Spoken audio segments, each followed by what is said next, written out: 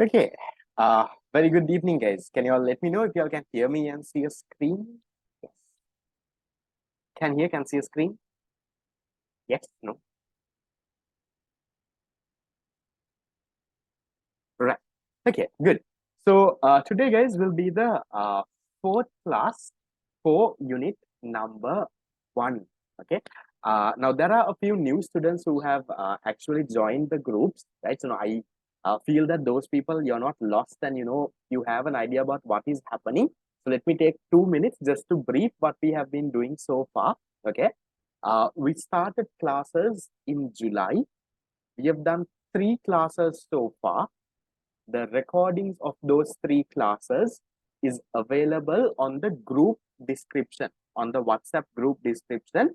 The recordings of those 3 classes are available. So in case you have missed it, you can go to that group description, you can click on it and you can watch. Those are YouTube links. I have uploaded it onto YouTube. And today is the fourth class for unit 1. We have done 3 classes. Today is the fourth class for unit 1, and today's class is also a free class. Now, this was the class that we were supposed to do on Monday, but because I was on a trip on Monday, we are doing it today. So our permanent class time is Monday from 7 to 9. So this week we didn't do the class on Monday. That class is what I am doing today. So don't get confused. Why is this fellow having classes in different days? Our permanent time is Monday 7 to 9. Have that in mind. So for the month of July, the classes were completely free, like we promised. Going forward, guys, if any of you all are continuing, already students have paid and registered. So if you all are continuing from next week onwards, that is for the month of August onwards, you will have to pay the monthly fee of 2,800 and you can register. So within this 2,800 monthly fee, everything will be covered. There will not be any additional fee that you might have to pay for tube printing, no fee for recordings, right? There is nothing like that, right? It will be properly covered and sorted. And like I mentioned in the very first class, guys, all my classes will be recorded and given on my website. Now, the first 3 classes, I didn't put the recording on the website because, I have to create accounts for all of you all. So once you all pay and register, I will create an account for you within 1 or 2 weeks, and all the class recordings will be available on the website. So you will get a username and a password where you can log in and you can watch. So even let's say 1 year from now, you can come back and watch today's record. That's the biggest advantage you have from online class, and especially from the website that I have designed, right? So it's a very few teachers only offer that kind of a facility. And with that, you will never miss a class. So even let's say one whole month you were sick, right? Next month, you can still come back and watch this month's classes. You can watch it any amount of times. There is no restriction, and it will only expire the day that you sit for your A-level exam. So classes happen this normal way, guys. Now you all know how classes happen online on Zoom, right? This is how I teach. Printed tutes will be sent to your doorstep. So for now, for all those who have registered by the month of July, I have sent all of you all your free set of tutes. For those who are continuing from August, you all can pay the monthly fee and you all can join. Any questions, guys, before we start? Anything that you all are not sure of, that you all are not, is there some like baskets in A levels? Can you do econ, IT? You can, right? But that depends on the school also. Now, there was a lot of people ask me this, what are the subject combinations that you can do? Now, if you're a private candidate, you can do almost any combination. But if you're someone who goes to school, you'll have to do the subjects that they offer. So some schools, they say, instead of IT, you have to do, let's say this one. Instead of this, you have to do this, right? That kind of things comes from schools because it clashes with the timetable. Yeah. But if not, any combination is possible. Is it only 1 class per week? Yes. For now, there is only 1 class per week. Going forward, the number of classes will increase. So for my 2023 batch currently, there are around 4 to 5 classes a week. But for y'all, since y'all are just starting, I will not be doing that amount of work for you all. We have 2 years to go now. We'll start slow and little by little we'll increase the workload. They have only 4 subjects in languages in school. Right. Okay. Not very sure what they offer. Just select, guys. So econ will come under commerce also. Econ comes under arts also. So whoever is from the commerce stream and the art stream, you all can both do econ, and it's the same econ paper. The commerce students and the art students do the same econ subject. It's not that the art students get a separate econ paper and they have separate classes. No, it's the same thing. Languages, I'm not very sure of. Any other questions that you all have? Yes. Okay. So I have a question for you. Did you go through what we did for the last 3 weeks? Yes. There is a quiz at the end of today's class. Did you take at least 15 to 20 minutes during the week and went through what we did? Yes or no? Right. I have around how many chapters? There is 12 chapters. Because all of those I would have explained in the first class. In case you missed, you can watch that recording. Yes, went through. Okay, right. So almost most of you all have gone through. Some of you all, the ones who are silent, I'm guessing you all have not gone through. Okay. So remember, the whole trick of getting this whole A-level thing done is about keeping on track and constantly doing your regular work. Okay. How many of you all remember what we did? Right. So today might be the first day that you're joining classes, guys. So that's okay. Just drop me a text after class. I'll guide you on what you can do.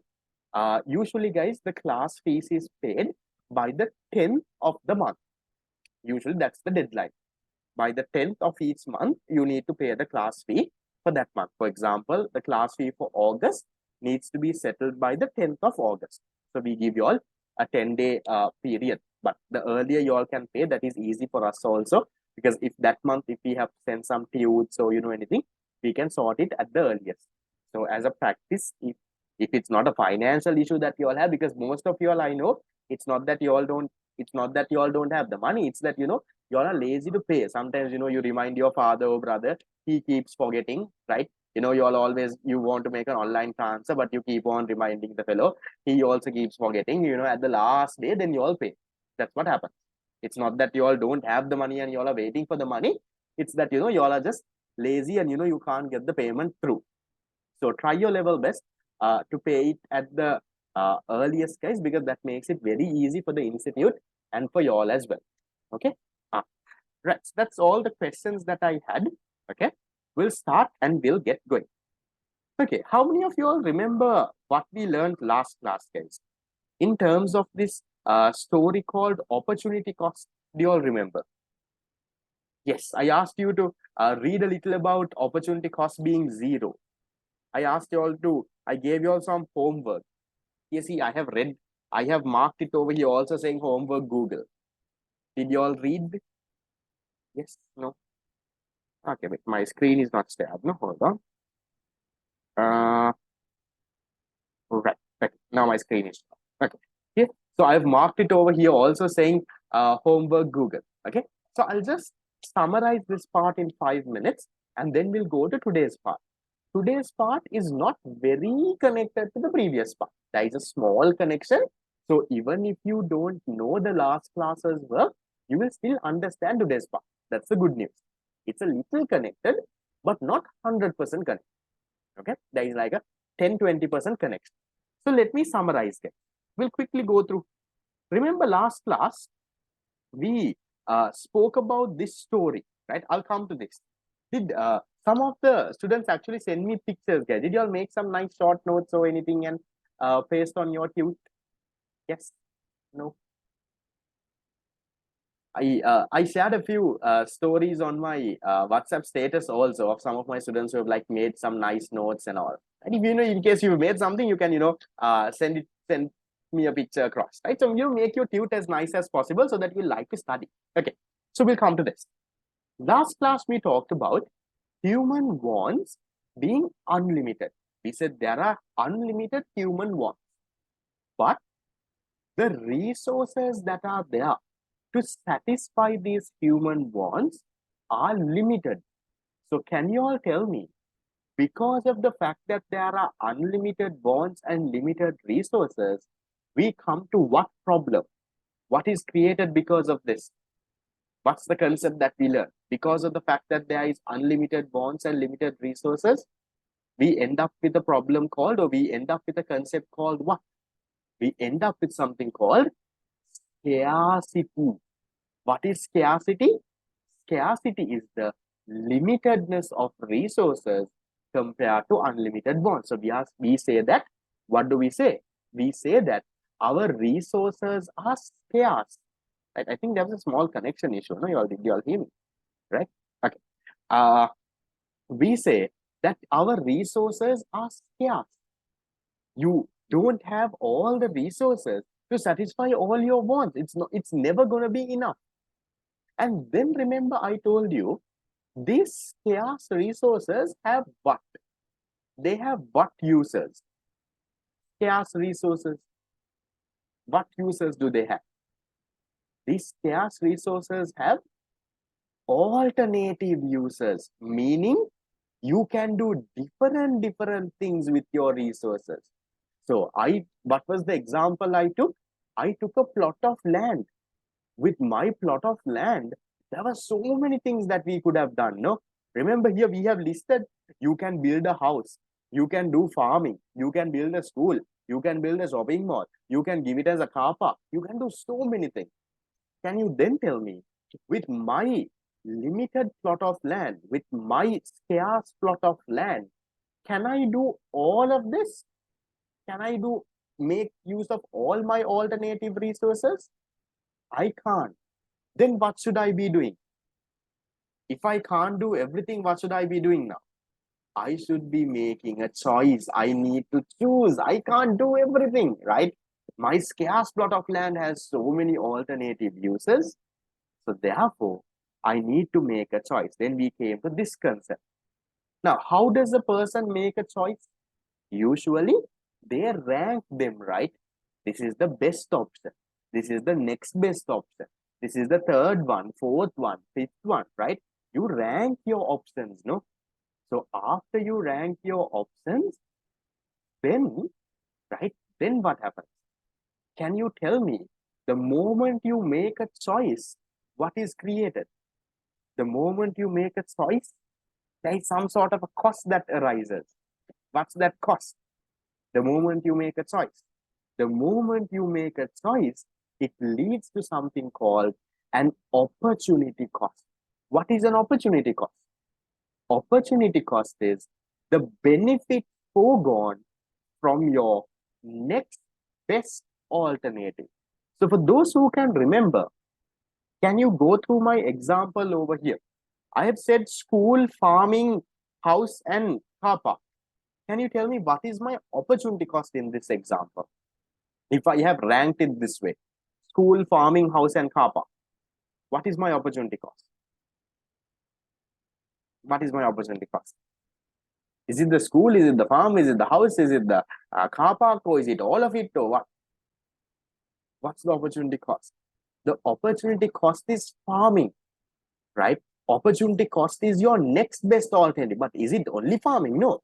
It's the benefit that you could have got from farming. So what kind of benefit could I have got from farming? I could have, enjoyed the nice nature. I would have had some peace of mind. I would have been respected as a farm owner. Yeah. So, those are all benefits, not just the money, right? Opportunity cost is not just the profit that I could have earned from the farm. There are so many other benefits. So all of that I had to sacrifice because I decided to have a school, right? Yeah, that is my opportunity cost. We learned all of this in detail last class. I'm just summarizing. So in case you missed it, the recording is there. Don't ever worry, guys, right? If you ever miss a class, don't worry at all. Every single class of mine is recorded. It's given on the website. It will never get deleted. Website is not YouTube. First 3 classes only I put on YouTube, right?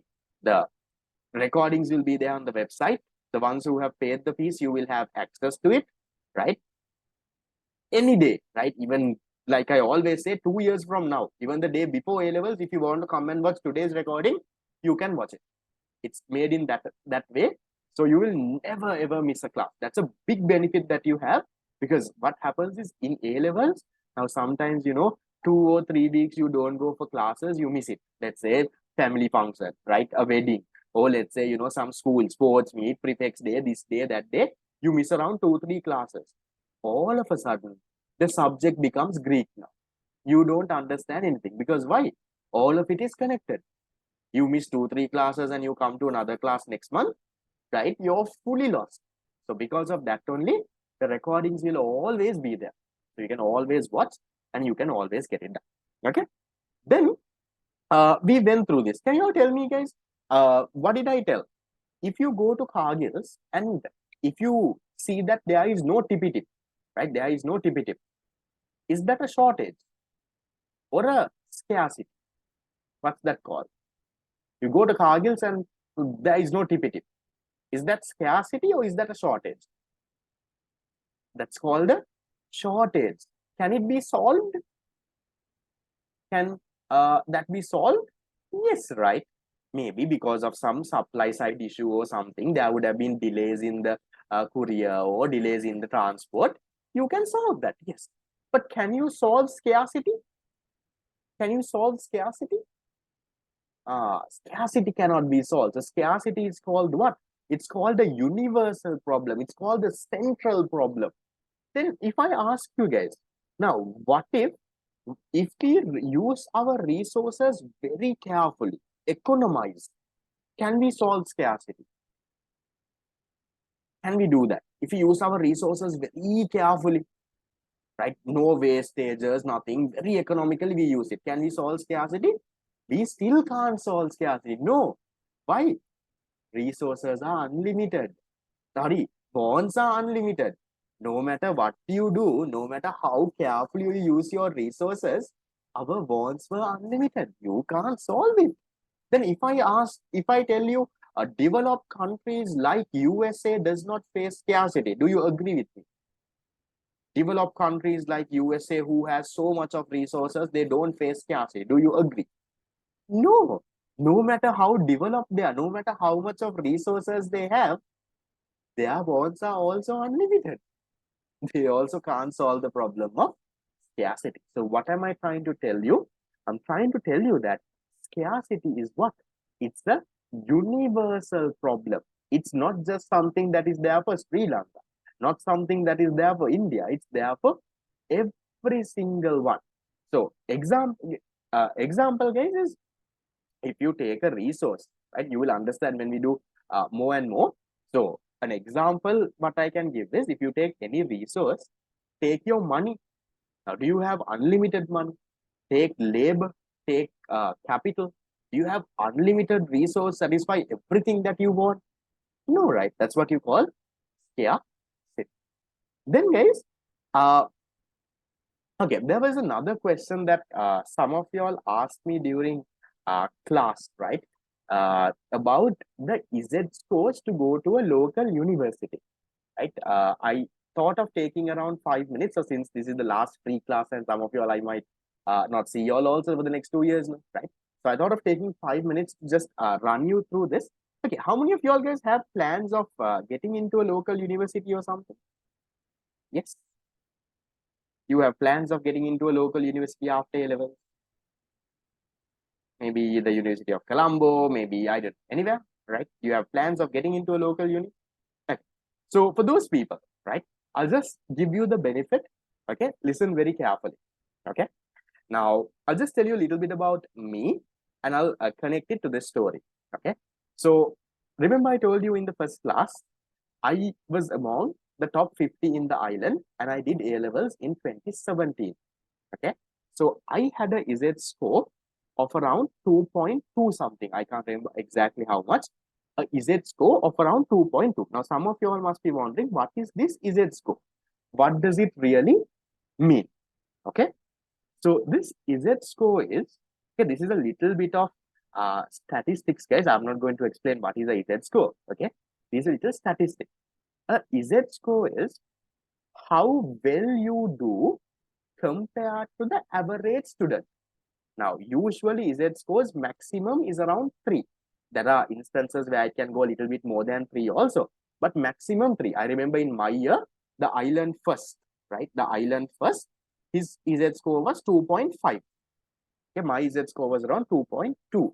Okay, so what is a Z score?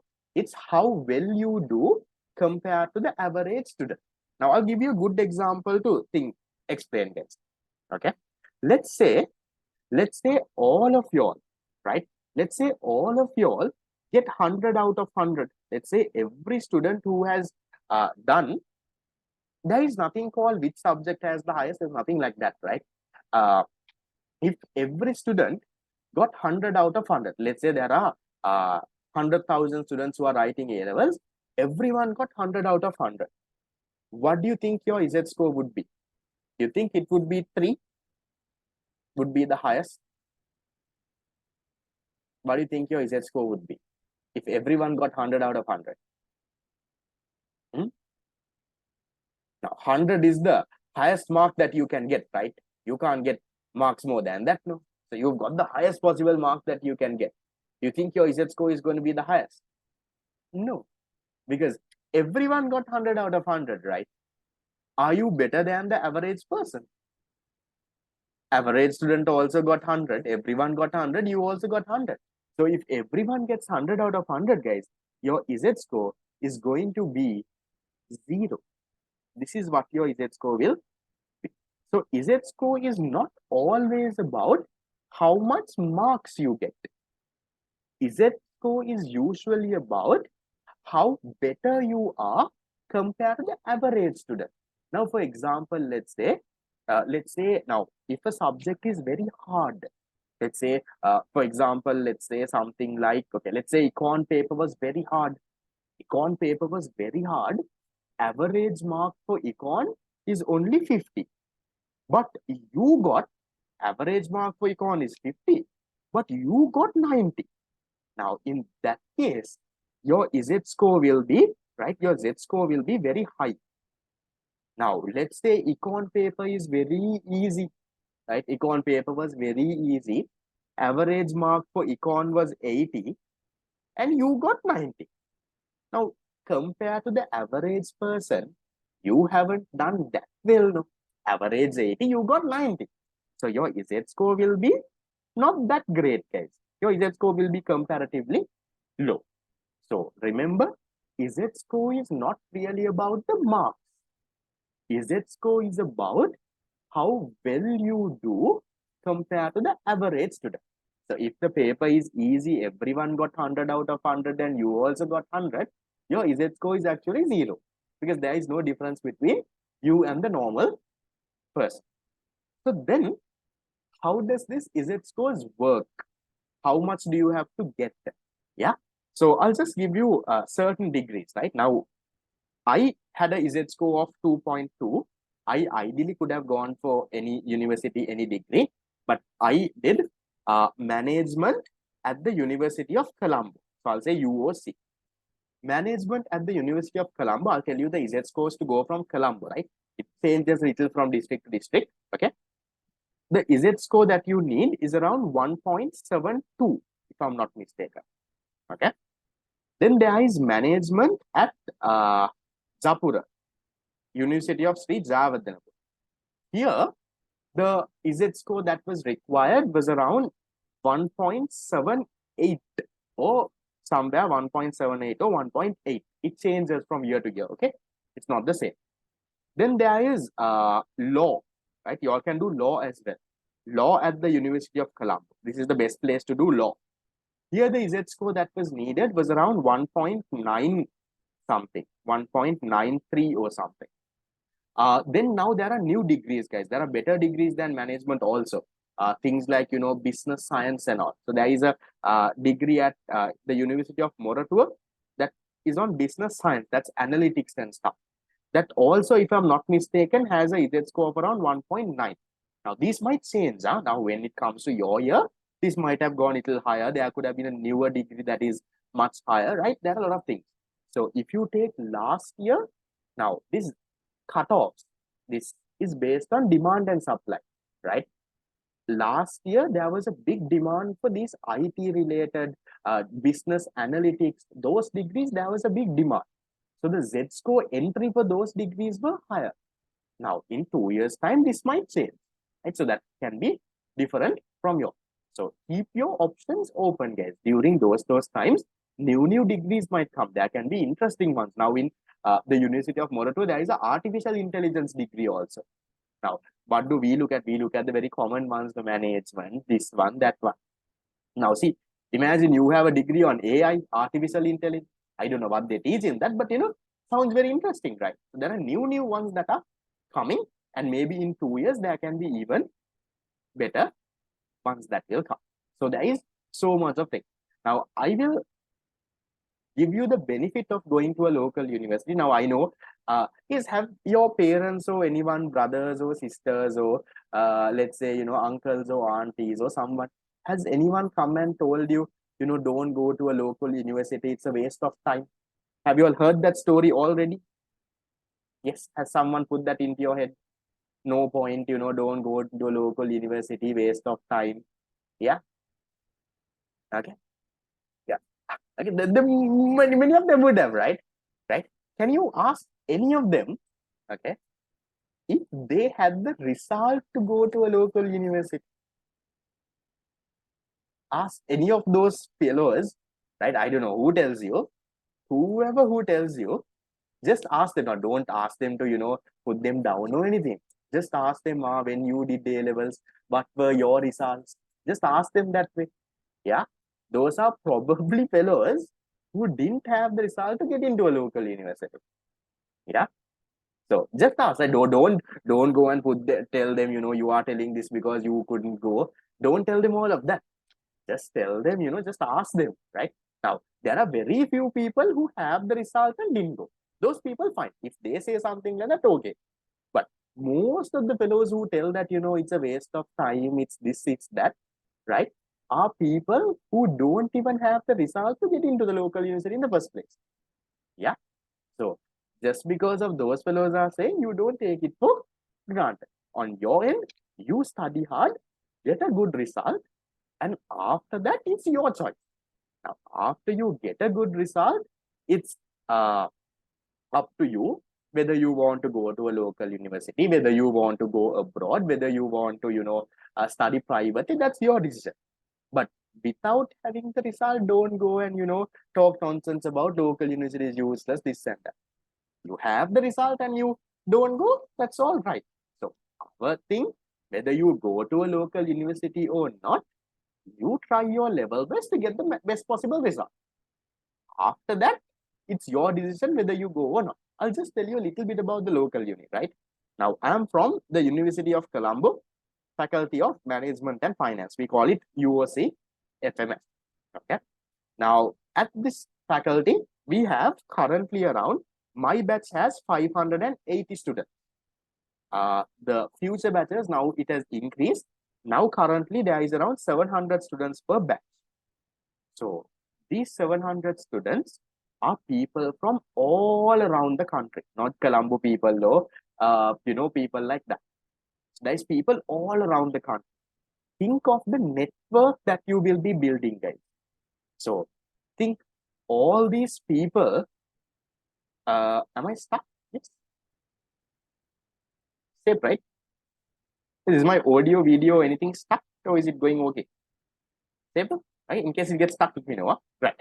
Okay. So just think of, right? Just think of all these people, whether wherever they are from. Okay. All of these fellows are with people who've got 3 A's, who've done really well for A levels, and who have come in. So think of 5-10 years from now, where these people would be. I'm not saying every single fellow is going to be the most successful guy, but at one point, all of them are going to be at good places, no? 10 years from now, all of these people, your own batchmates, are going to be at really good places. So just think of the network that you're building. Think of, if you ever need something in 10 years, not that you are going to go begging from them, right? If you need anything, let's say from applying to a job to anything, you can easily build in your contacts. And the best part is, it's not just your faculty, right? I have friends from the faculty of law, right, who will be lawyers in the future.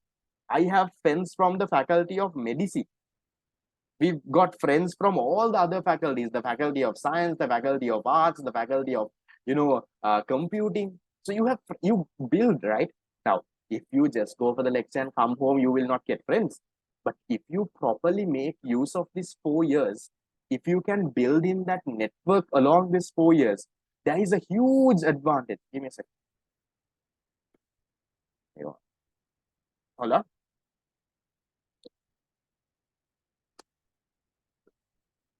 Okay, right?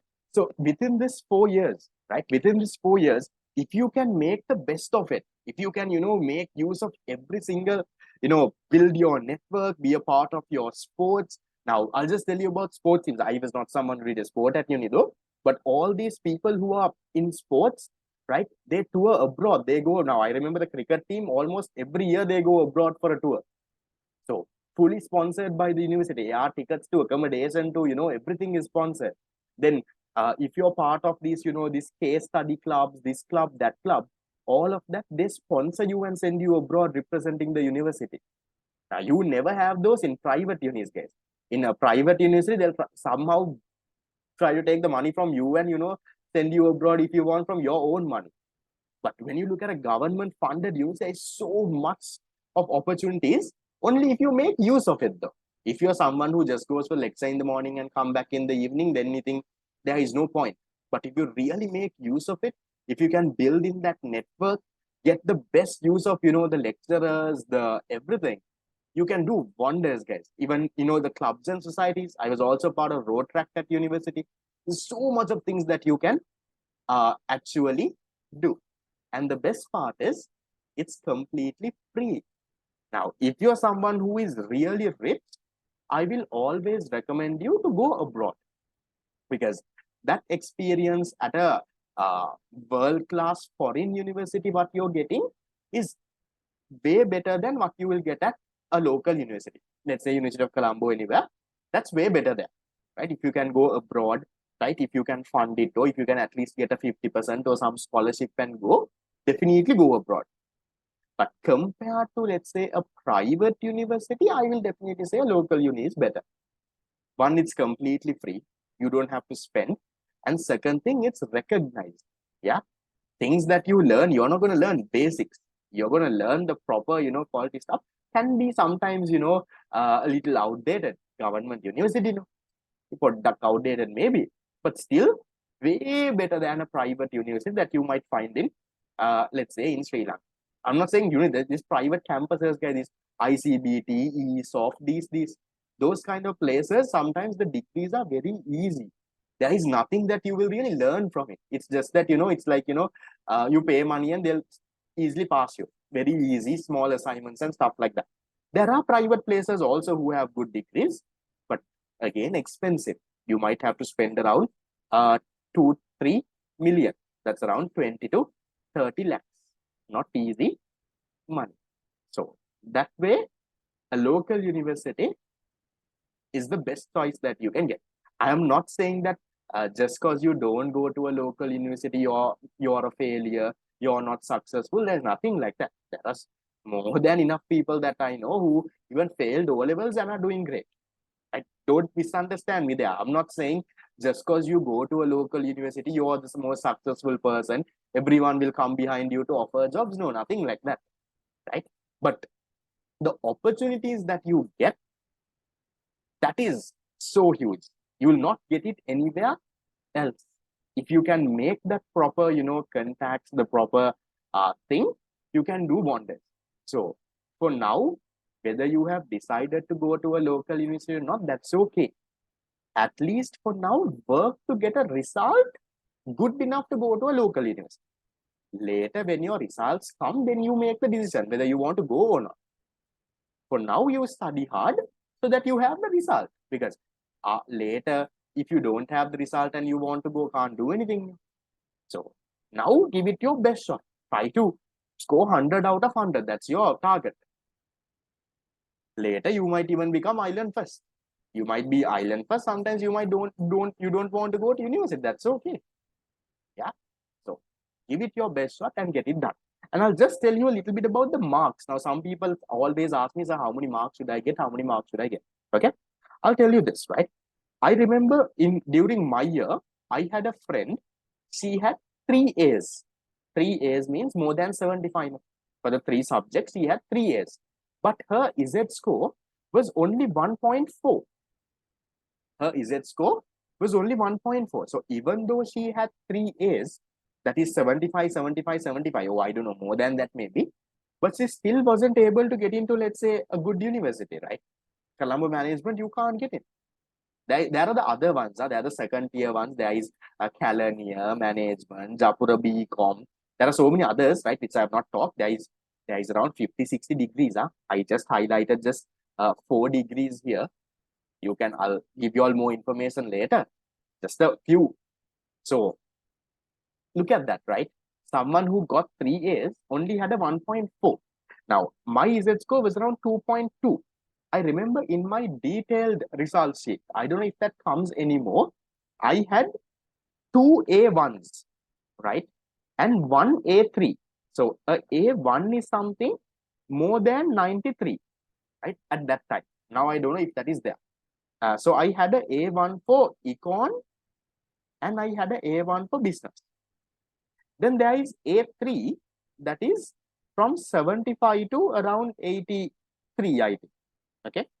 I had one of these for accounts. So think, I had 2 subjects which I had more than 93 and 1 subject between 75 to 83. So with that, I was among the top 50 in the island, which gave me a Z score of around 2.2. I was able to go to any local university which I wanted. I had the Z score to go to anything. Yeah. So just think of the marks that you have to get. I'll tell you somewhere around, if you can hit now for econ, in these 2 years, I'll definitely take you to the level of 90 with the fact that I'll cover the syllabus 5 times and all, that's no guarantee. But if you can hit 390s, guys, okay? If you can hit 390s by any chance, you'll definitely be among the top 50 in the country, top 100 in the country. For all 3 subjects, for A levels, if you can get 390s, you're easily among the top 100 in the country. So now my past students who had island ranks also are people who were able to do this case. So it's not impossible.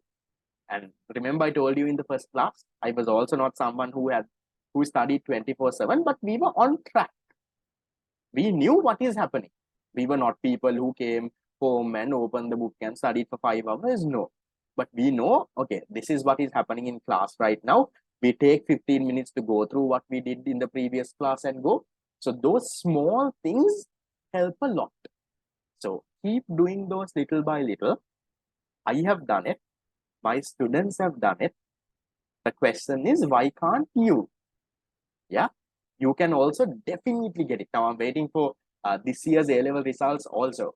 I had some students who were there from the very first day who were really, really good by the end. Right? We'll see. Probably, they might have certain island and district ranks. We'll see when their results come. That's a little bit about, oops, screen went off. No? That's a little bit about local universities and how things work. Any questions, guys? O-level results, I am not very sure. When did they say? Anyone else, guys? When did they say that O-level results will be out? Is IIT good? IIT is usually good. It's okay. Better than all other cheap private universities. But IIT is expensive. Yeah, so places like for private places, things like IIT, things like, Royal Institute, they're really good. But, it's not very cheap. September last week, that's what they're saying. Something like ICBT and all, guys, I will not recommend. Usually, it's not that of a standard. It's okay, but not that of a standard, right? So, have that in mind. But for now, you study hard to get the result. Later, realize what you're going to do and what you're planning to do. Later, that's up to you. Diploma in HR management, is it worth? You're doing one right now. If you're doing one right now, you can do. That's okay. Right. I don't hear the azan, so I'm still continuing because otherwise I'll have to stop around 5, 6 times. Everyone says, your papers are not yet started to be marked. And that I'm not very sure, right? Can you join IIT now? I'm not very sure. Maybe you can. But finish A levels and then join, guys. Why the hurry? And I'll tell you one more thing, okay? Remember, life is not a race. Don't compare yourself with someone else. You might have cousins, you might have friends who are doing well, right? Good for them. Be happy for them. Remember, life is not a race where you have to, finish A levels faster, where you have to finish your degree the fastest. No, right? Now, I know so much of people who are, who want to finish their degree fast and all and start working. What are you looking for? What expectation do you have? Which world are you in? Do you think, working and all is nice? I'll tell you, your schooling life and your 4 years at university is the best years that you can get. And after you start working, guys, you don't have these holidays or these things. No, you're working, and working. So don't rush to it. You'll anyway work. Now, unless you have a financial problem, right? Let's say, you want to support your family and that is why you are trying to soon graduate and find money, that's okay. But if you're going to a local university, completely free, if your parents can put food on the table, then that's okay. Why are you hurrying? And even at university, by the third year, you can start working. That's okay. So don't try to rush things also. Now, I know a lot of people who do that. Now, I know I something that some messages that I got, right? Now, there are some students, guys, I don't know if you all will believe it, who did O-levels with you all. Now, you all did in May, no? Right? Who have texted me asking, sir, we want to do A-levels this year. I don't know if anyone is there in this also. Maybe if it's a financial reason, it's okay. But why are you rushing so much? What are you trying to get?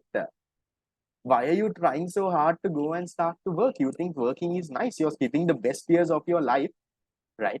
And you did O-levels in May and now you're trying to, do A-levels in November.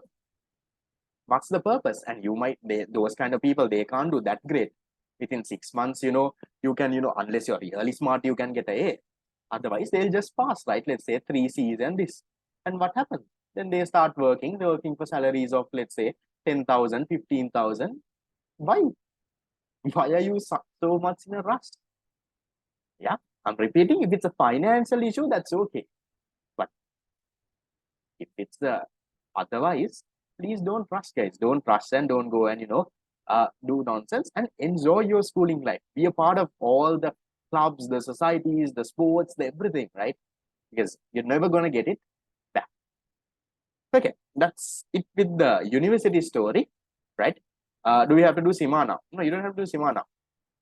You can do CIMA after A level. You can do it now also if you want to. Right. Is it similar to a degree? Not really a degree. Yeah, it's a degree level qualification, but you call that a professional qualification. A degree is usually an academic qualification. Yeah. Okay. Any other questions? Shall we start now? We have not learned anything today. I did the normal 3 subjects. I did the normal 3 subjects. After A levels, I did CIMA and I did my degree as well. Salary for HR managers, there is no one figure like that. Case. You can earn. Now, I have friends who are starting salary at around 300,000, right, from a local university after graduating. So that depends, guys. That depends on the job and all of it. Okay. Right. We don't want to go to university. No, there's nothing like that. So you can go to university and you can do CIMA also. Now, I am a economics graduate from the University of Colombo, Faculty of Management and Finance, and I did CIMA as well. You can CIMA, you can even finish it in, let's say, 1 year now. 1.5 years if you're doing it after A level. Or you can even take it slowly and do it. So I took a little bit time because while I was at university, I was teaching also. I was a part of Road Tract as well. I was the president in the club. So much of work, right, at uni and all of it. So, I slowly did my CIMA. And by the time I finished my degree, I finished CIMA also. Yeah. It's a little hard, but it's not impossible. You can do CIMA. It's not hard. Hard in sense, not that it's impossible. I am not saying that it's easy. It's okay. You can do it. There are so many people who have graduated. Yeah. But think, guys, don't just jump in now. I'm honestly, I'm a CIMA graduate. It's a good qualification. But just because I have done it, you don't have to do it. or just because your friend is doing it, you don't have to do it, right? Check, do a little bit of research, see what are they teaching. Is it something that is interesting to you? If then, go and do it. Don't just, my friend is doing CIMA, my friend is doing double AT, I'll also do. Don't do that. Not needed. Okay. ACC also almost the same story, just like CIMA. To become accountant. And I'll tell you one thing, guys. I don't know if you all are accounting fans. Personally, I'm someone who really hates accounting. And I feel accounting is a dying field now. Okay. So maybe 10 years down the line, it might be wholly automated and all of that. So don't really focus too much on being an accountant. Maybe not. It's like this now because sometimes it comes from our families. Like, now my father is accountant. From small days, they've been telling me doing chartered, do this, do that. Now, 20, 30 years ago, accounting was, let's say, the best field that you can get into. 20, 30 years ago, if you say that you're a accountant, great. But now, this field is a little too, there are so many people. So now itself, don't stick to something. That's what I'm telling you. Explore, guys. Talk to people, see what and what are out there, right? Explore. Now itself, don't make up your mind, I'm doing accounting, I'm doing HR. No. Now, why have you thought of that? Because probably you saw one person doing great, or your family told you, be a HR person, be an accountant. Don't do that. You have 2 years of A-levels. While doing that, search and see. So you'll get to know people, you'll talk to people, right? And eventually you will find something that you like. Best jobs available, there's nothing like that. Yes, IIT is good enough, but can you balance it with A-levels is the question. Okay. Best jobs and all, I'll give you jobs, right? There are so many jobs that you can find. We'll talk about that with time to come. Okay, so we get into this podcast. So this is today's part. Now I want to do this because otherwise we can't do the quiz today. Yeah. Okay. So guys, today we're going to start off a new topic called goods. Okay, what are we going to start? We're going to start off something called goods. We say human wants are fulfilled with goods. Now, how does a human want get fulfilled?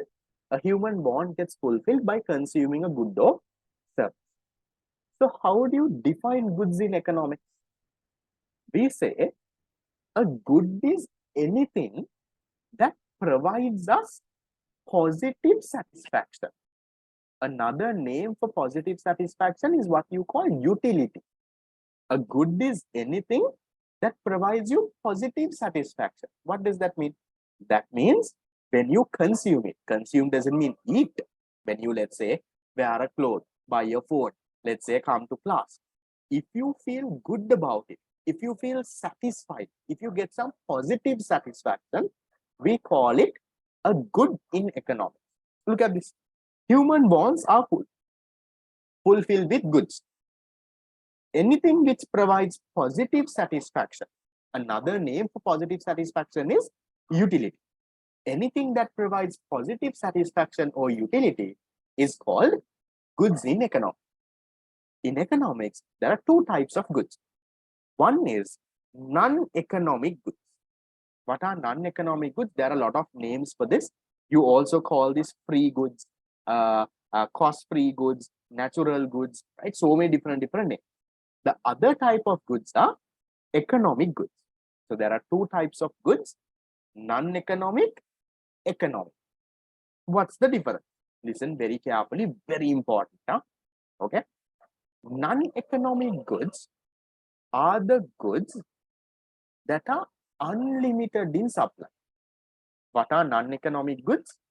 Non-economic goods are the goods that are unlimited in supply. Look at the examples. Air, rainwater, sunlight. Usually these type of things, they are unlimited. No, you have unlimited sunlight, unlimited rainwater, right? You have all of that. So those type of things we call non-economic. So non-economic is also, how do we define it? We say goods with unlimited supply. Yes, can you tell me Can you charge a price for something like this? A good that has unlimited supply. Can you charge a price for using sunlight or getting rainwater or breathing air? What do you all think? You can't, right? When there is a good that is unlimited, available everywhere, anytime, there is no way that you can charge a price for it, right? So, goods that are unlimited in supply, at what? Are good thing. Now, when you say water, guys, this is rainwater. I know some of you are talking about bottled water. I'll come to that. Okay. So, at zero price are called non-economic goods. Now, I want you all to connect this with last class. Can you all tell me, when we use a non-economic good, will there be an opportunity cost? For example, if you, let's say, use the sunlight and dry your clothes, or let's say you collect some rainwater, you breathe some air, is there an opportunity cost? In other words, are you sacrificing? Opportunity cost means you're sacrificing something. When you do this, that means you have to forego something else. Now, when you dry your clothes in the sunlight, are you sacrificing something else? Can you, no, right? So remember, there is unlimited. Remember this part here. Few situations where opportunity cost is zero. Previous page, banana. See what is there. When resources are unlimited, when you have unlimited, right? Then there is no opportunity cost. Do you have to sacrifice now? Do you have to choose between should I dry my t-shirt or my short in the sunlight? No, no. You can dry whatever you want. You can dry everything. You don't have to go and sacrifice anything. So remember, for non-economic goods, there is what? There is few points to remember. Unlimited in supply, zero price, no opportunity cost. No opportunity cost. Is there a resource cost? In other words, is there a cost of producing this? Do you have do you have to pay land, labor, capital, entrepreneurship? Do you have a resource cost? Do you have to pay someone to produce sunlight? Do you have to pay someone to get rainwater? Is there a resource cost? No, right? So what are the key points to remember here, right? You can write it down, right? One is unlimited supply, number one. Second one, zero price. Now, these are the key words that have to be there in your definition, right? That's what I'm giving. Zero price. Third one, no opportunity cost. Fourth one, no resource cost. So, for a non-economic good, it's something that is unlimited in supply. There is no opportunity cost, no resource cost, right? You can't charge a price for it as well. What are the examples? Sunlight, water, sunlight, not the soap, right? Sunlight, water, air, all of these are called non-economic goods. Then what is the second type of good? The second type of good is what you call economic goods. Now, economic goods are the opposite. Non-economic goods are the goods that are unlimited in supply. Economic goods are the goods that are limited in supply. In other words, they are scarce in supply. Scarce means limited. No?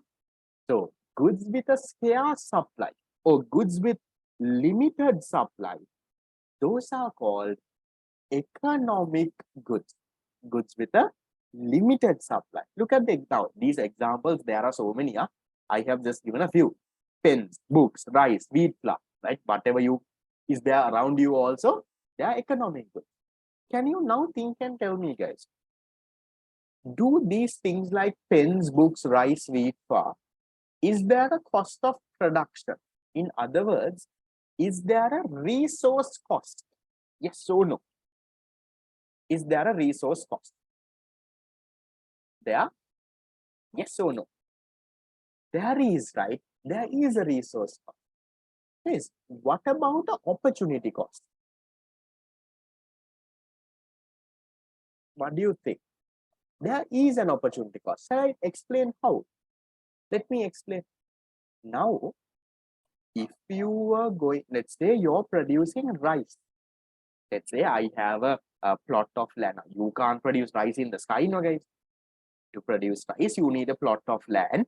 You need some labor, right? Who is going to dig the soil and plant the seeds and, harvest and all of that. You need a plot of land at least.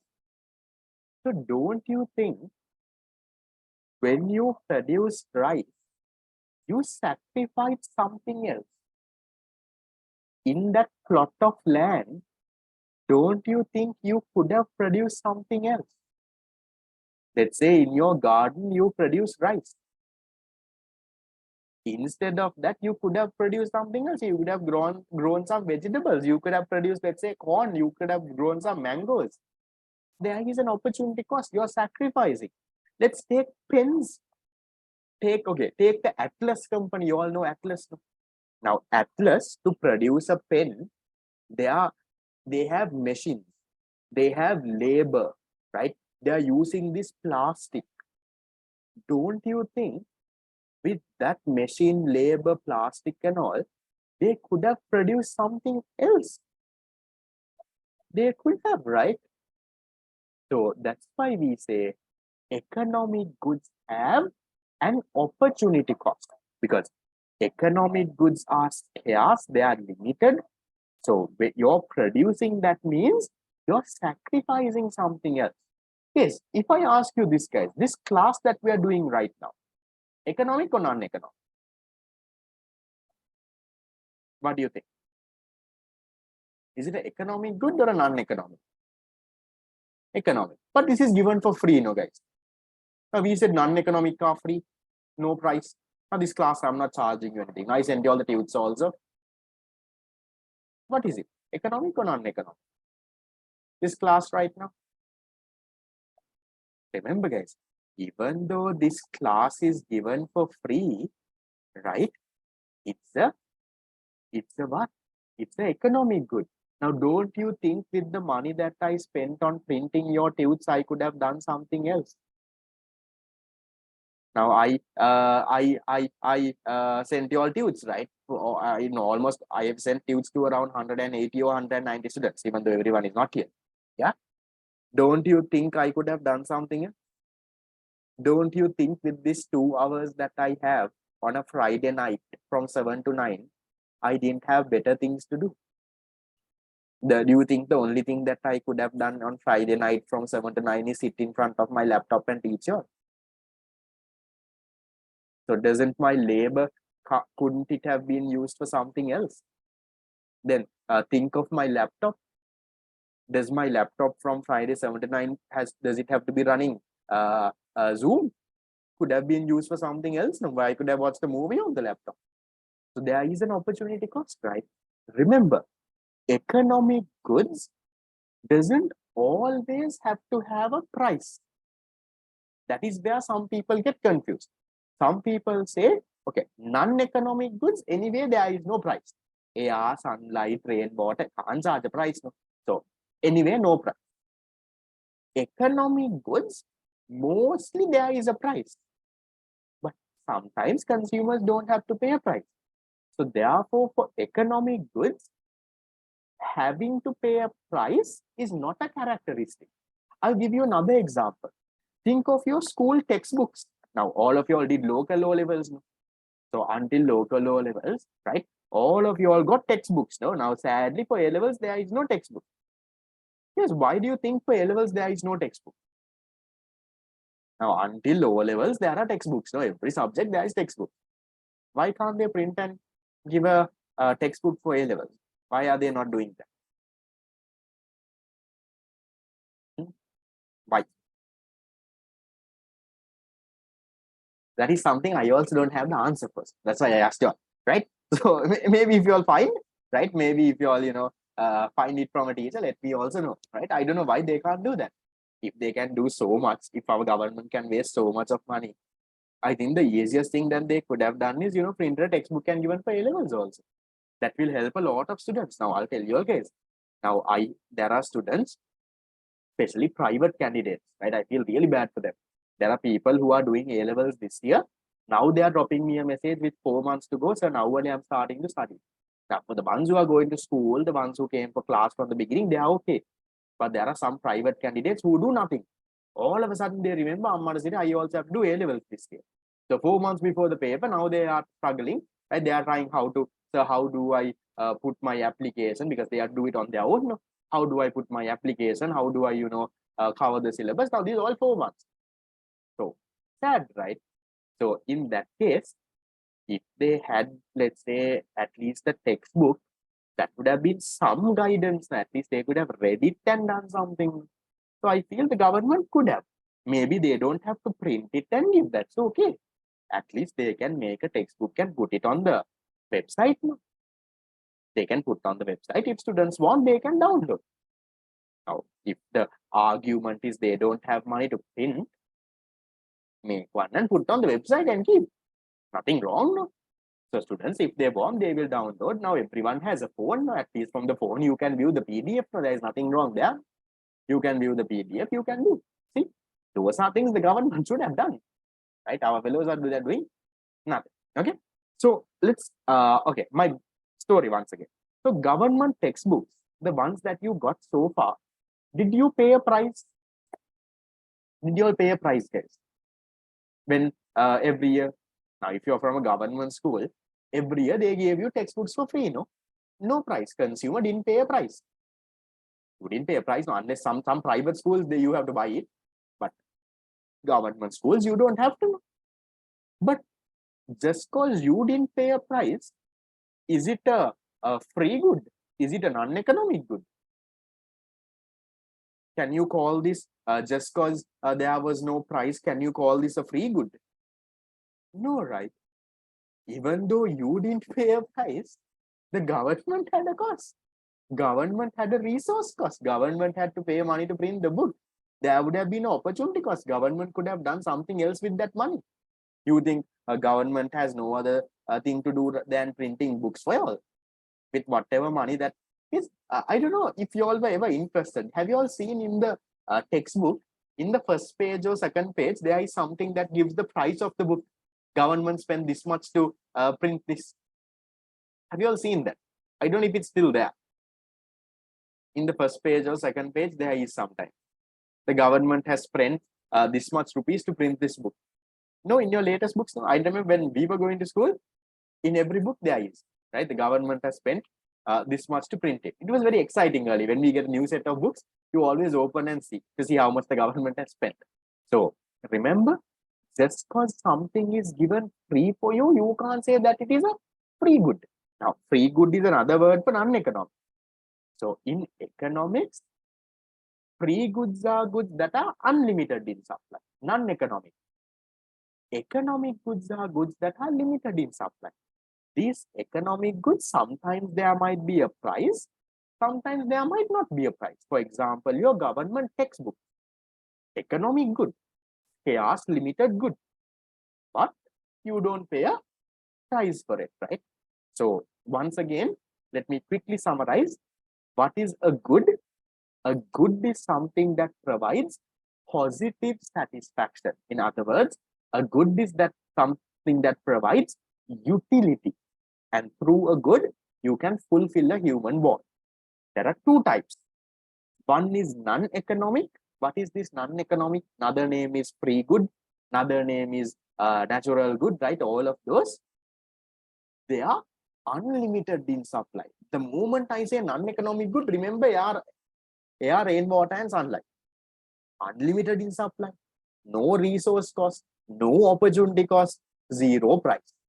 Then if you take economic goods are limited in supply. They are scarce. They are limited. There is a resource cost. There is a cost of production. There is an opportunity cost. Now, if I say there is definitely a price, do you all agree with me? If I say an economic good necessarily will have a price, yes or no? An economic good will necessarily have a price. No. Sometimes can have a price, sometimes it can even be free. That's okay. Okay. So then, yes, I'll come to this part, right? Shall we try out a couple of MCQs? We'll see how many of you all were listening. If you were listening, you can ask. right? Now, economic goods is unlimited. No. Non-economic unlimited. Yes, economic always limited. Okay. Now we'll see if you all can do this 2011, guys. Now I'm guessing you all have the yes. I'll come to resource cost, and resource cost is your cost of production, no difference. Okay. I'm hoping you all have the past paper book as well, right? Unit 1 past papers. So in that you all can mark. Don't look at the screen and wait. Okay. An economic good is one which has an opportunity cost in production. 2, does not use up resources. Is, remember, you have to go with the most correct. Is supplied competitively, makes a profit, is available even at a zero price. Remember, there can be close answers. You have to go with the most correct one. Which one is the most correct one? 1, 2, 3, 4, 5. Right. So far, I have 2 wrong answers. Everything else is correct. Others, what do you all think? Economic good is one has an opportunity cost, does not use up resources, is supplied competitively, makes a profit, is available at zero price. What do you all think? At least look at the note. Look at the note and give me within these 3 lines, the answer is there. Which one do you all think? Answer is number 1. Economic good is a good that has an opportunity cost. So when you say economic good, what should you have? You should say this is the goods, those are limited, has opportunity cost, has a resource cost, in other words, a cost of production, price may or may not. Yes, if answer number 1 was not there, what will be the most correct one? If answer 1 was not there, let's assume, maybe then you could have even given 5. So 5 says here is available even at a zero price. So there are some goods that are available now at zero price. So not all, few. But remember, mostly economic goods, you have to pay a price. There are some available at zero, right? Supplied competitively means, guys, there is competition. Now, for example, if you take electricity, electricity is an economic good. But is there competition for electricity? No, right? Only Sri Lanka Electricity Board is there. They are supplying electricity. So can you say that there is competition supplied competitively? No. Don't worry, this competition and all we will study later. Some of these words might be new for you all. That's okay, right? So good. Most of you all got this correct. What about this, guys? 2012. Question 5. A free good has which of the following? Why can't it be free? That's what I just explained. There doesn't always have to be competition. Okay. So a free good has which one of the following characteristics? See, it has no opportunity cost in supply, generally supplied by the government because consumption is social desirable. Free good, I'll come guys. Free good is another name for this one, maybe in this world. Is non-economic good, another name is free good. Okay. Right. Okay. It has no externalities associated with consumption or production. It is perfectly inelastic supply. What those are externalities we learn in unit number 8.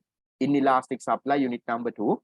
Production is subject to law of diminishing returns, unit number 4. So don't worry about what these mean.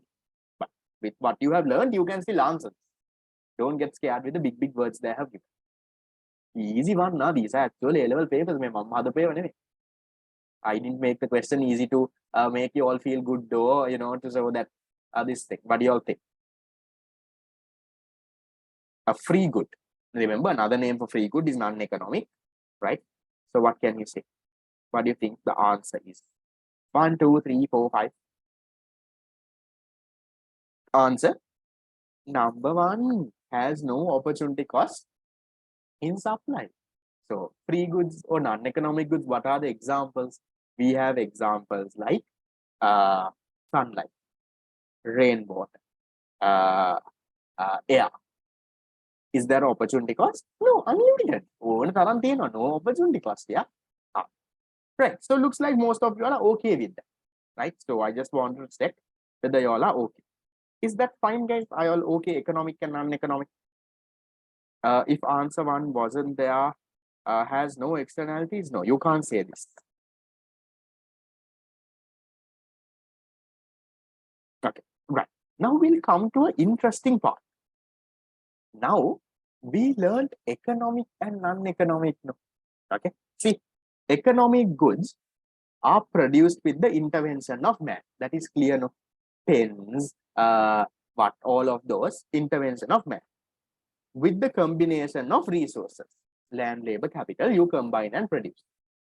Economic goods are produced with scarce resources, it involves a cost.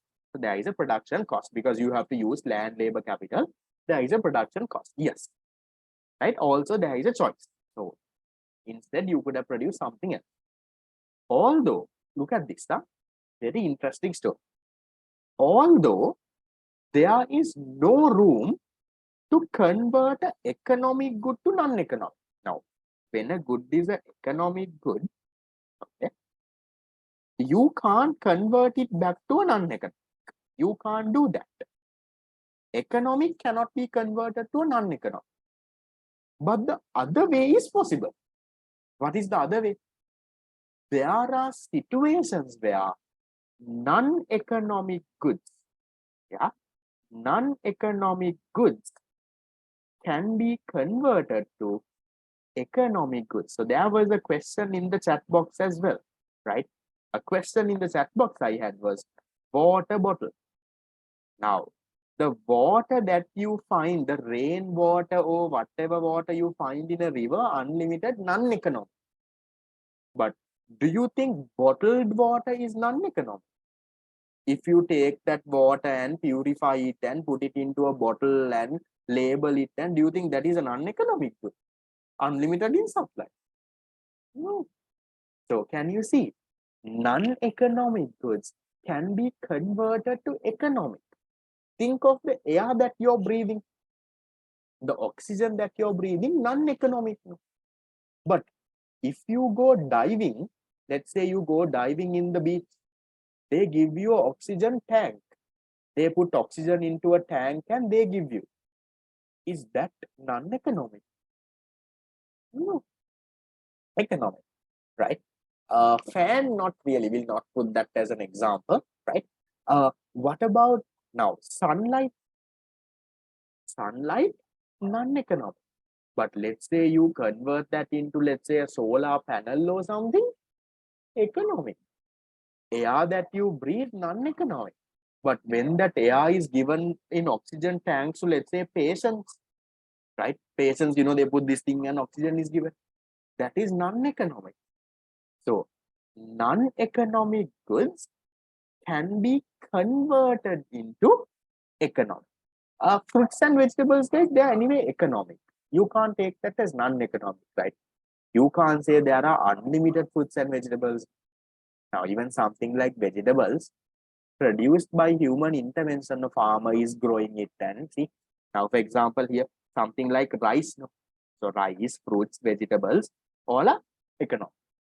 Anything that is freely gifted by nature and unlimited only, we say non-economic. Okay. So, remember, is the conversion reversible? No. So, non-economic can be converted to economic. Air converted into the oxygen tank. Rainwater purified and put in a bottle. Non-economic, you can convert into economic. Other way is not possible. මේ පැත්තට යන්න පුළුවන්. But you can't convert the already existing economic good back to a non-economic, can't. Because economic good has already been produced now. Scarce resources have been used to produce that. You can't reverse it now. It's already produced. Yeah, already opportunity cost was created. So there is no going back. But non-economic can be converted to economic? Yes, but economic can't be converted back into non-economic. Now, just remember that. Here the examples that we discussed are there. See, although there is no room to convert economic goods to non-economic, no room. You can't convert. You can't convert economic to non-economic. But there are situations where non-economic goods can become economic. A non-economic good can become a economic good. Here are the examples. Oxygen used by a diver, oxygen given to patients, solar panels produced through solar power, water bottle, right? All of that is there. See, here they say oxygen, solar power, water used in the above situations are converted into economic goods. And this has happened because a resource cost and an opportunity cost is involved. Now, when you're converting oxygen to oxygen tank, obviously there's a resource cost, right? Cost of production is there. There's an opportunity cost. You could have done something else with that. So, is that clear again? Non-economic can become economic. Economic, no going back. Yes. See if there are any questions, problems, issues.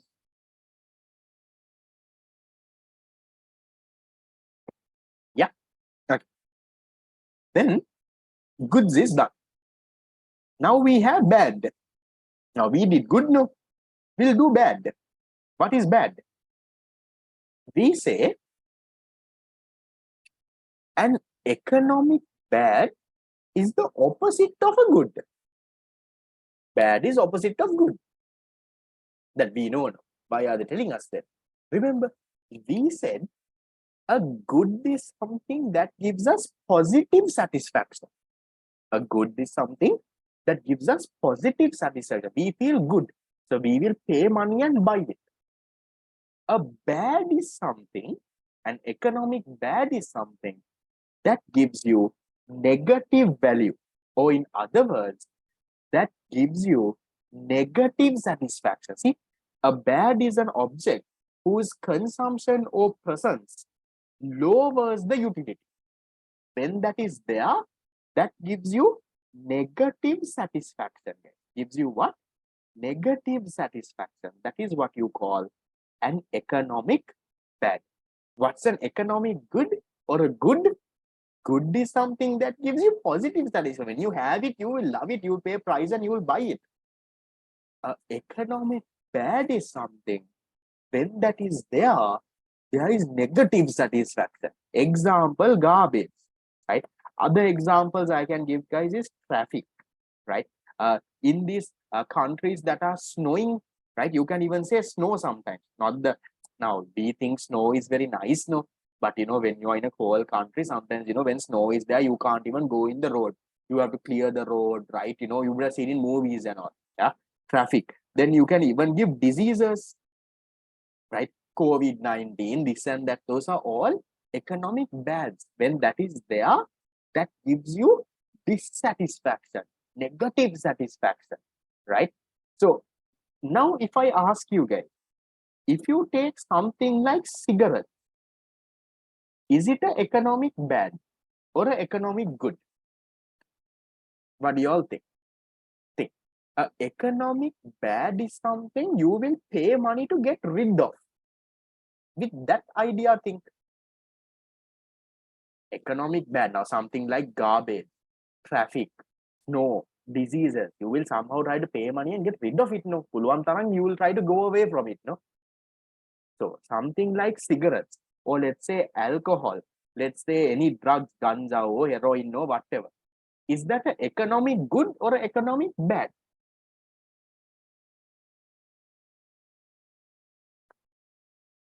It's bad for health, right? Bad for health, but I am not asking whether it's bad for health or good for health. I'm asking whether it's an economic good or economic bad. This is a economic good, right? Now, do people pay money to get rid of cigarettes? Honey, here, what would people do? So all the smokers, they whatever the price the cigarettist, they will pay money and they will buy the cigarette. You don't pay money to get rid of a cigarette. No, do you pay money to get rid of alcohol? You have to come to our big match and see, right, at the Royal Thomian. You must see how the fellows get drunk. They'll pay any amount of money to get anything that they want, right? So, what is that?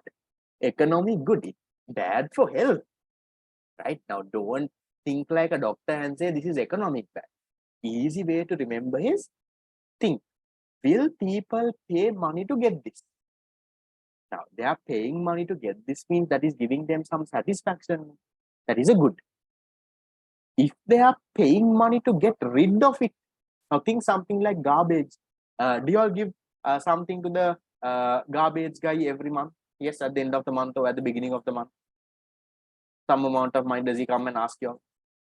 Yes, no, right? Legally, you don't have to pay. It's covered through the tax. But if you don't pay that, he might not come and collect your garbage. So better way, you'll pay him. So you're paying money to do what? To get rid of the garbage. So what is that? Economic bad, because when you have garbage at your place, it gives you negative satisfaction. Another word is it gives you disutility, or it lowers the amount of utility that is there. You're paying money to get rid of it. You're taking medicine, you're getting vaccinated to get rid of diseases. Bad. Yeah. So is that clear? What an economic bad is? Okay. Economic good and an economic bad. Right? Okay. So then, okay, now we have resources. So I need to do resources, and then my target today is to finish until here. So we take a small snow, guys. Now snow, usually other country people, they pay money to get rid of it. Now, for example, the snow that comes on roads and all, so you will pay money to clear those. No, have you seen in this thing something like guns? Economic good, right? You'll pay money to get a gun, bro. Produced using scarce resources. For traffic also. Now I'll give you a good example, right? Now sometimes I don't, now after office, I sometimes I don't come by bus, because if I come by bus, I'll get caught in the traffic. I rather pay money and come in a three-wheel. That fellow will put through inside and come fast. I can save the traffic and I can come early on time to do my class. So I'm paying money to get rid of traffic, right? I'm paying money so that I can soon come in the two. So this economic bad. Okay, shall we take a small 5 minute of a break? 5 minutes. Then shall I give you all an 8-minute break? I'll do production resources for like 20 minutes. The last 10 minutes we can do our quiz. There are 2 quizzes. Okay, shall we take a break till 8:35? Now it's 8:28. So you have 7 minutes. You can walk around. If you have nothing to do, go through what we did so far, because all of this is there in today's quiz, right? So take a small 7-minute break, walk around, run to the washroom, drink water, do whatever you want. Come back sharp at 8:35. I'm starting production resource. Take a break.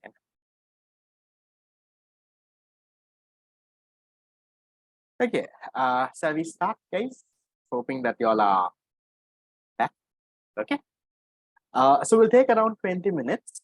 We'll go through production resources, and then we'll go to the quiz for today. Okay. Now, production resources are easy, guys. Now, if you take goods, how are goods produced?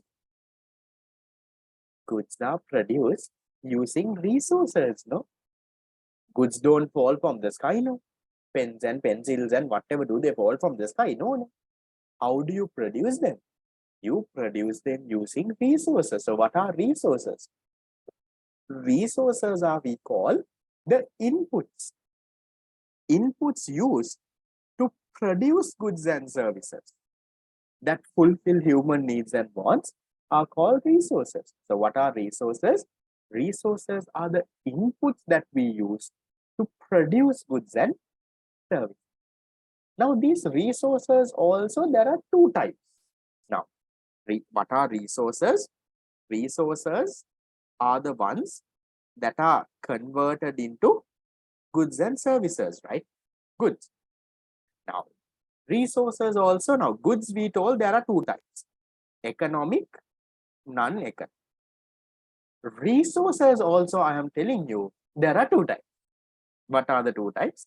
Resources also, there are economic resources, there are non-economic. Now we learn non-economic first because there also we learn non-economic. So what is non-economic? Non-economic we say the non-scarce. Non-scarce means not limited. In other words, unlimited, right? Non-scarce. Non-scarce resources gifted by nature, which do not involve an opportunity cost, are called non-economic resources. Examples, air, rainwater, sunlight. Mara prashne now, no? So non-economic resource also, example, air, rainwater, sunlight. So non-economic goods also, you said the example is air, rainwater, sunlight. Is this the same? Yeah. Non-economic goods also I said air, rainwater, sunlight. Non-economic resources also I am saying air, rainwater, sunlight. Now what's the thing there? Yes, can you tell me resources, okay, resources get converted into goods through what? Through something called a production process, no? Resources get converted into goods through something called what? Something called a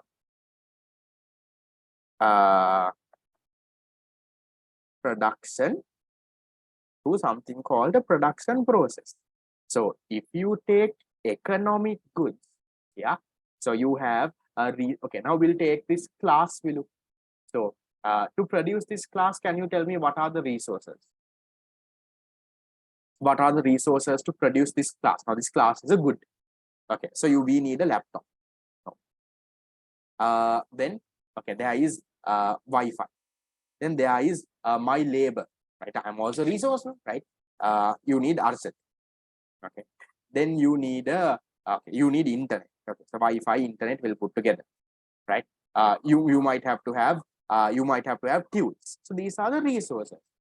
So these resources go into the production process. Yes, you need Zoom. Okay. Production process and produces the good called classes. Take another good. Take something like a cake. What are the resources? To produce a cake, you need eggs, flour, butter. Okay, you need an oven, right? You might need electricity if you are going to put the oven. Yeah, all those resources. Yeah. So those resources go through a production process, gets converted into a good. Now, can you tell me for this non-economic goods, is there a, why do you think the examples are the same? For non-economic resources, the examples are air, rainwater, sunlight. Non-economic goods also, the examples are air, rainwater, sunlight. Why? Why do you think, guys? Why do you think the examples are the same? Okay, some of you all are getting it. Others, why you all think, guys? You know why? Because there is what? Because there is no production process, no. Do you produce air, rainwater, sunlight? So the resources go into the production process and gets converted to goods. So if you take a cake, the flour, the oven, the egg, the whatever gets into the production process becomes a cake. Now, if you take something like air, rainwater, sunlight, is there a production process? So the air, rainwater, sunlight, which is as a resource, is the same air, water, sunlight, which is there for a good, right? So without a production process, how do you become a good? That's the point, guys. So Air, rainwater, sunlight. Use a little bit of common sense. Is there a production process? Do you produce air, rainwater, sunlight? You don't, right? So there is no production process there. That's what I'm also trying to say. So the air, rainwater, sunlight, which is a resource, is also the good. Yeah. So that's why non-economic reason. Now, definition is different. Goods are satisfying human needs and wants. Resources are used to produce goods. But if you take non-economic goods and non-economic resources, why are the examples the same? Resources get converted to goods through a production process. But for air, rain, water, sunlight, there is no production process. No. So the resource and the good is the same. Then look at this. Look at economic resources. Now, economic resources are what? Economic resources are the resources that are limited in supply against unlimited wants. And they are scarce. So what kind of things? Here see, a land, a fuel, right? If you take labor, right? Entrepreneurship, all of those are economic resources. Do we have unlimited land? Do we have unlimited fuel? Do we have unlimited labor? Do we have unlimited electricity? Do we have unlimited machines? No. Those are resources. They are used to produce goods, but they are limited. So that is what you call an economic resource. So remember, what is a resource? A resource is an input used to produce a good and service. Resource is an input used to produce a good and service. There are two types. Economic resources means the resources that are limited, the resources that are scarce. Example, fuel, land, machines, labor. Then the second type of resources, non-economic. What are non-economic resources? The resources that are gifted by nature, which are non-scarce, which are unlimited, and no opportunity cost of using those. Example, air, rainwater, sunlight. How come the economic resource and the economic good, how is the example the same? The example is the same because there is no production process. Resources go into a production process, becomes a good. But here there is nothing. Yes, electricity you can put as economic resource, right? So that is the basic story. So economic goods, guys, there is the opportunity cost as well. That's clear, no, guys? Now, if you take this class, the laptop that I'm using, sorry, economic resource, the laptop which I'm using to do this class, the economic resource, limited. No, we don't have unlimited laptops. So this laptop, I could have done something else no, in these 2 hours. So economic resources have an opportunity cost. Even my labor is an economic resource. Now my labor to do this class in these 2 hours, I could have done something else. Opportunity cost is there. Yeah. So is that okay, guys? Production resources, there is this and this. Fine.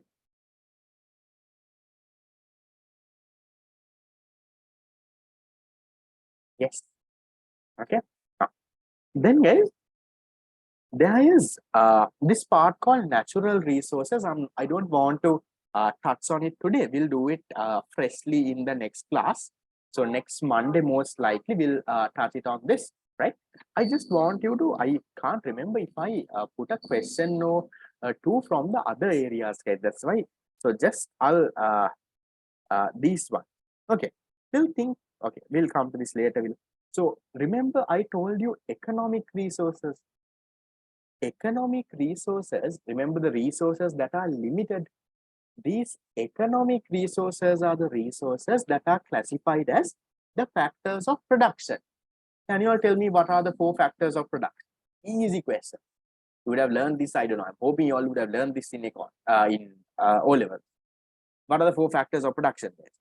So economic resources, that is land, labor, capital, entrepreneur. All of you are lazy type entrepreneurship. No, I have answers until land, labor, capital. Entrepreneurship, no. Lazy to type. No, some people are not lazy to type, can't remember how to spell entrepreneur. Yeah, that's why I'm also saying LLC. I'm also lazy to write the full. Okay, so okay, right. Okay, now I have the full form. So what did we learn so far today, guys? Today we learned, right? Let me quickly summarize. Okay, so we learned goods. Okay, there are two types. Okay, E.chip. Okay, there is non-economic goods, right? What were the non-economic goods? Examples, air, rainwater, sunlight. Okay, then there is economic goods. Sorry, I think these colors are the question. Okay. There is economic goods. What are economic goods? Economic goods examples. Sorry, economic goods. We have pens, right? You can give anything. Laptops, pizzas, right? Any of this is economic goods. Then what did I teach you? Then I told you goods are produced using resources. Goods are produced using resources. Resources also, there are two types. What are the two types of resources we have? We have non-economic resources, non-economic, and we have economic resources. What were the examples? Non-economic resources, we had examples like, yes, economic bad is there, right? Sorry, I'll come. Air, rainwater, sunlight. Then economic resources, what were the examples? We had things like fuel, labor, land, electricity. They were economic resources. Then I told you the last thing that I told you, which I didn't touch too much on, which I will be focusing on the next class. Economic resources are also called what? This is also called, economic resources are also called our factors of production. Factors of production. What are the four factors? Land, labor, capital, and entrepreneurship. Okay, and difference between economic goods and economic, yes, goods is the final good, right? Resources are the inputs used to produce the good. Now, for example, here, if you take economic goods, you have pens, laptops, pizzas. How do you produce pens, laptops, and pizzas? Using these, the resources, right? The fuel, labor, land, right? So resources are used to produce goods. Have that in mind. Then also there is one more concept that we learned which is not here. What? If any of you all remember. All what we learned so far, I put it over here. Which one? We also learned bad. We learned what? We learned economic bad. Right. That was a different concept altogether. Yes, guys, I'll upload the recording in this thing. There was a question I didn't understand. Non-economic resource. Non-economic resource. So non-economic resources are the resources that are unlimited. Now, for example, sunlight. Now, sunlight is used to produce, let's say, salt. Sunlight is used to, let's say, produce, I don't know, something else, right? If you take, those non-economic resources, the resources that are in unlimited terms, that's what you call non-economic resource. So the good and the resource both are the same here because there is no production process. Okay, right. So this is what we learned so far. I'll turn the screen onto this side. If you all want, you all can get a screenshot. Let me just turn my iPad into this side. Can someone take a screenshot and put it on the group, guys? So this is just a summary of what we did today. I'll upload the recording also, maybe by tomorrow, or if I find some time, or day after. For now, can someone get a screenshot and put it? I'll also, I can get a screenshot, but then in this iPad to send the screenshot only is very hard. Okay, right. I'm guessing someone would have taken a screenshot and sent it on the group. Okay, right. Right. So with that, guys, shall we get into the quiz? Now, in the quiz, I can't remember if I put some detailed questions on land, labor, capital, entrepreneurship. So if it is there, use your common sense and answer. I have not taught anyone, so it's fair for all. Okay. Shall we go to the quiz? Yes. Are you all ready? Okay, so I'll load. There are two quizzes, right? So usually, I think in one quiz only 50 can be there. Now there is only 58 here. Anyway, not everyone is there. No? So all of you all try and join the first quiz. If all of you all can join, then we'll have another quiz also. Both of you, all of you all can play two quizzes. Okay. So give me a second. Let me load it. Right. Quiz like a load. Economic good, not economic resources, scarcity. Economic bad. Okay. Right. Let's see. Right. So there can be one or two questions that I have not taught you all. Use your common sense. Huh? I have not taught it to anyone. No? Right. So for that, use your common sense and answer. Don't say, sir, yeah, I didn't teach this. Then. Okay. Right. Quiz is loading. Give me a second. Okay. So for those who are joining the quiz, guys, all of you join. Right? It's fun, right? Whether you win or lose, that's okay. Fun. Never join. Right? So for the quiz, you need to go to the website. Yes, it's a Kahoot, guys. I'll send the link on the chat box as well. Okay. Right. So we have been doing this for the last 2 weeks also. So if there's someone who is joining newly for the first time today, listen very carefully. What should you do? You need to go to this website, www.kahoot.it. KAHOOT.it,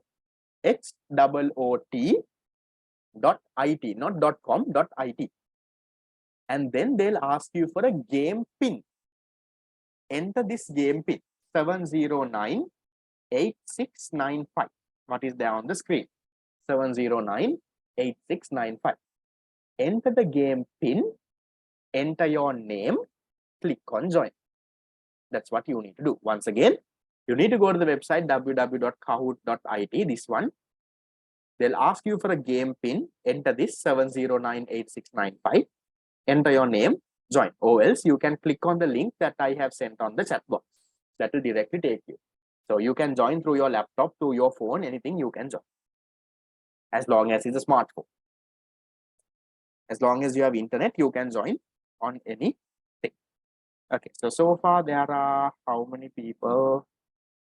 Well, okay, so far there are 30 people who have joined. I think this 40 people can join this. So I'll wait for everyone to join. If everyone has joined, then you all can play two quizzes. I made two quizzes for today. 6 questions each.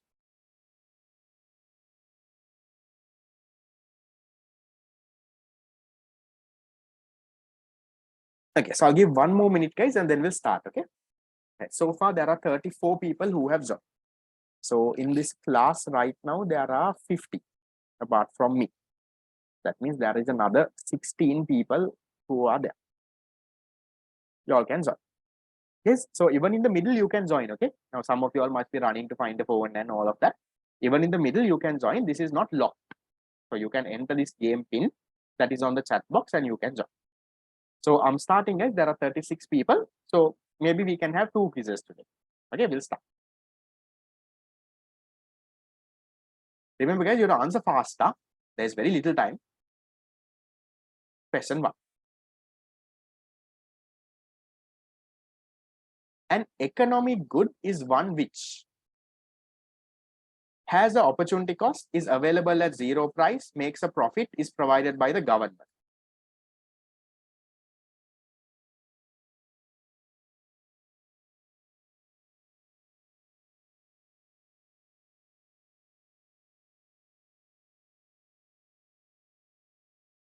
Nice. 33 of you all got it right. It's number 1, the red one.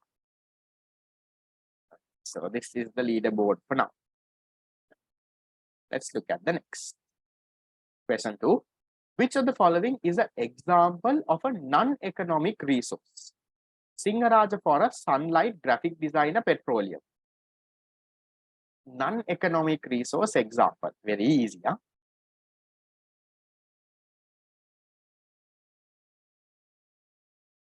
No.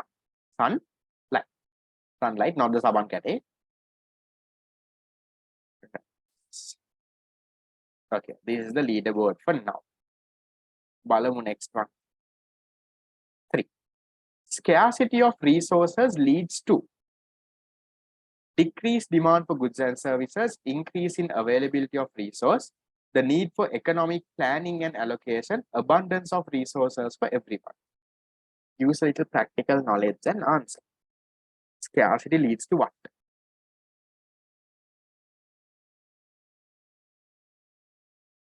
No, it's the yellow one.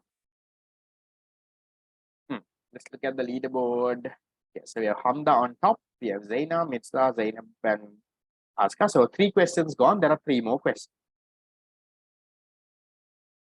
A company can invest in either R&D or marketing. If the company chooses to invest in R&D, research and development, what is the opportunity cost? The monetary value of R&D, the monetary value of marketing, the combined monetary value of both R&D and marketing, the potential benefit gain from investing in marketing. What is the opportunity cost?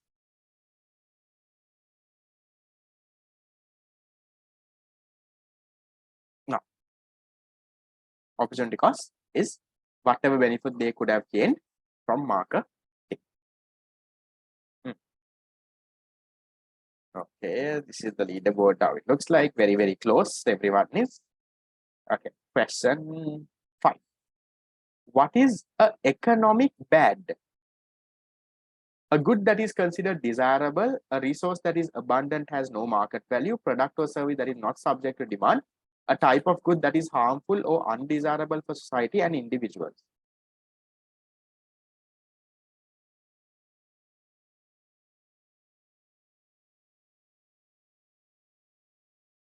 No.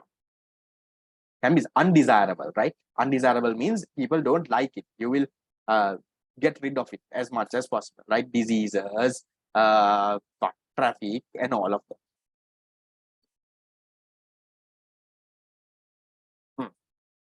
Okay. Leaderboard, still we have Hamda on top, Mirza, Azka, Amra, and Asma. Okay. Last question. I have not taught you all yet. It's on renewable or non-renewable resources. I'm just giving you a head start, but you use your common sense and answer because I have not taught it to anyone. Okay. Double the points. Non-renewable resources are characterized by non-renewable, continuous replenishment over a short period, limited availability and depletion over time, high generation rates in nature, ability to be sustainably used indefinitely.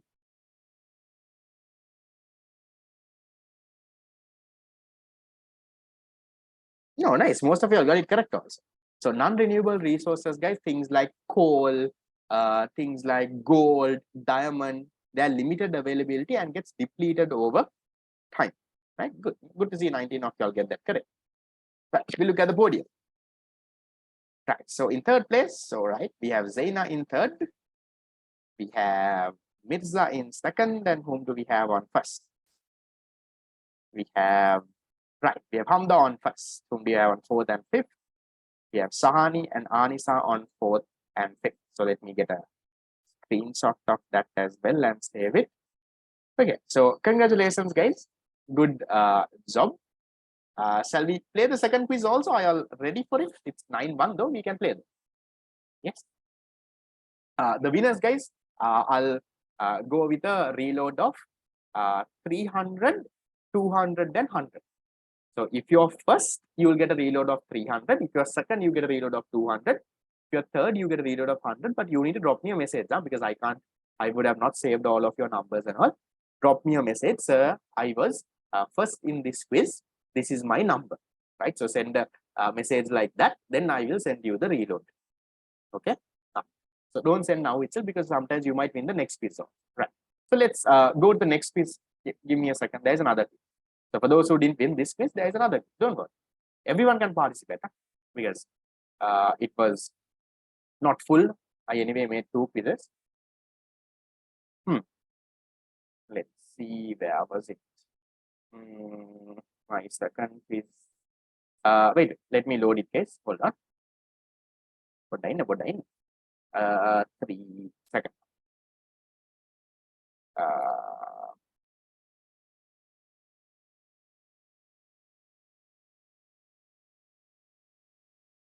Okay, quiz is loading. Hold on, I'll have my camera off so it doesn't get stuck to anything. Right. Second quiz is loading. I'll press.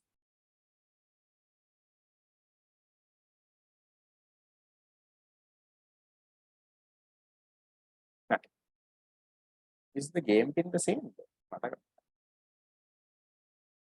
So this is the second quiz, guys.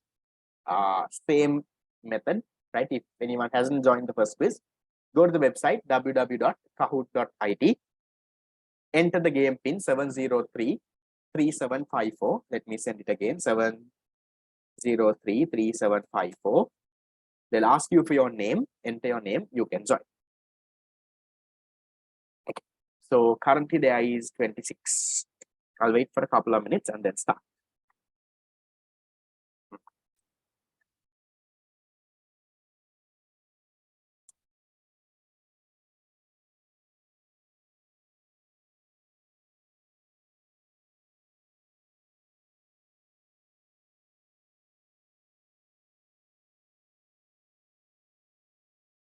Others, did you all join? Yes, no.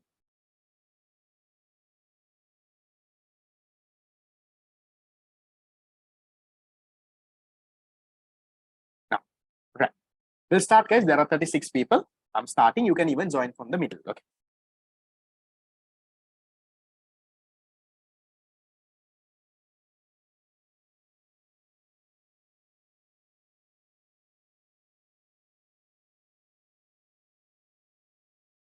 Pre-good has which of the following characteristics? It has perfectly inelastic supply, no opportunity cost in production, generally supplied by the government, has high demand. Easy one.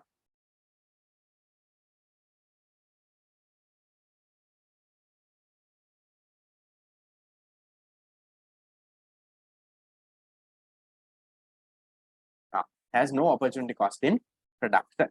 Good. Okay. So we have Renushi on top, Zaina, Rukeya, Surey, and Rizla. Next one. Which of the following is an example of an economic resource? Sunlight, air, labor, ocean water. Economic resource, limited.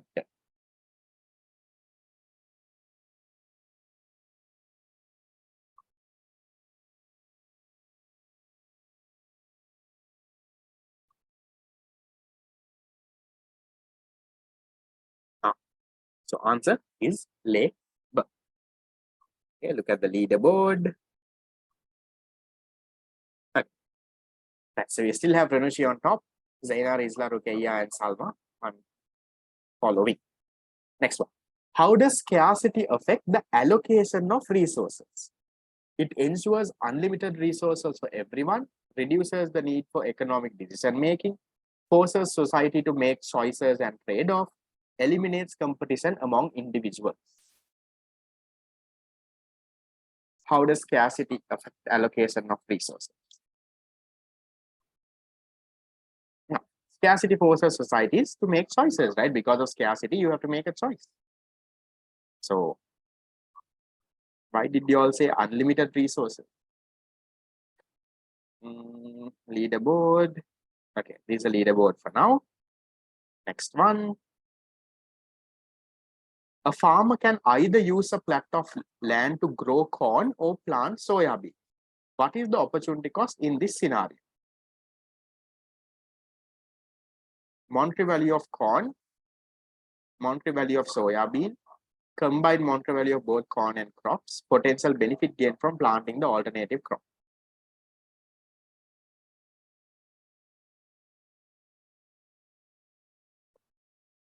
Same question, no? If you all were listening last time, you all could have got it right. Has the leaderboard changed? Product changed with the timing difference. Okay. 2 more questions to go. Economic resources are also known as free goods, non-scarce goods, factors of production, non-excludable goods. Economic resources.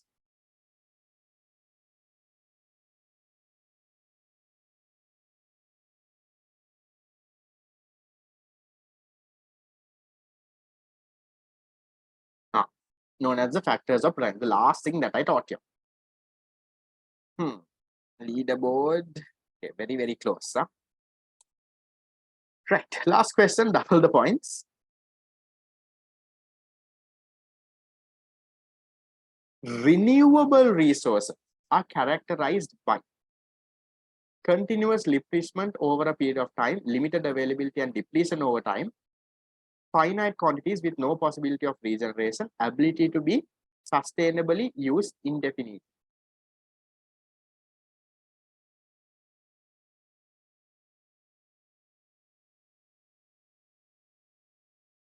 The answer is the first one. Renewable resources get replenished. Replenished means gets regenerated over time. For example, things like trees.